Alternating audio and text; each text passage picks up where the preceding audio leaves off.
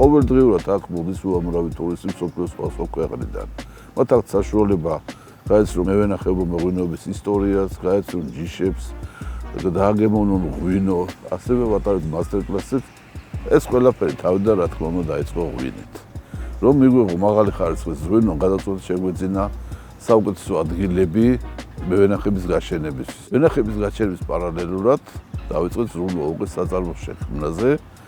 საწარმოს შექმნასთან ერთად დავიწყეთ ზრუნვა, რომ მოგვეძიებინა და გადაშენებას გადაგვერჩინა სხვადასხვა ქართული ვაზის ჯიშები, დავიწყეთ მსოფლიოს სხვადასხვა ქვეყნიდან ვაზის ჯიშების შეგროვება.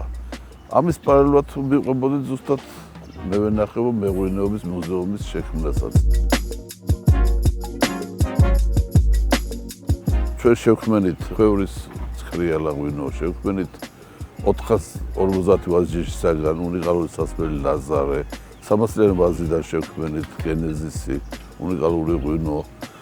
აღვადგინეთ ისეთი ჯიშები, რომლებიც ჯერჯერობით არავის არ აქვს პირველები საქართველოში და რა თქმა უნდა მსოფლიოში ქართული ვაზის ჯიშებით და რომელსაც უახლოეს ხალხი შევთავაზეთ უკვე მომხმარებელს. ვაწარმოებთ 70-ზე მეტი დასახელების ღვინოს და დღეისთვის ვყიდით მსოფლიოს 33 ქვეყანაში. ღვინის წარმოება დავიწყეთ თანამედროვე ტექნოლოგიებით და რითაც ჩვენ უცხოეთ და შემოვიდნენ სხვადასხვა დანადგარები. თუმცა ამის პარალელურად პერიოდში გაჩნდა მოთხოვნა ქვევრის ღვინოზე. ეს განაპირობა უფრო ტურისტების შემოდინების ნაკადის გაზრდამ. დღეს უკვე კულტურა ღვინის მოხმარების ძალიან ამაღლდა.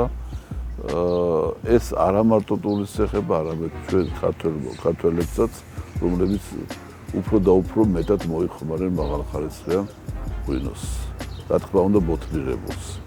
ძალიან სასიამოვნო ფაქტია და მისასალმებელია, რომ უამრავი ადამიანი ინტერესდება შექმნა საკუთარი მარნები და პატარა რაოდენობებით მაინც იყოს ამ საქმიანობით ჩართული მევენახეობო მეღვინეობაში. ყოველდღიურად რაღაცას ვამბობთ. ყოველდღიურად არ წყდება აქ მუშაობა, ეს აკავშირებულია საკოლექციო ვენახის გაფართოებასთან, ტურისტული კომპლექსის გაფართოებასთან.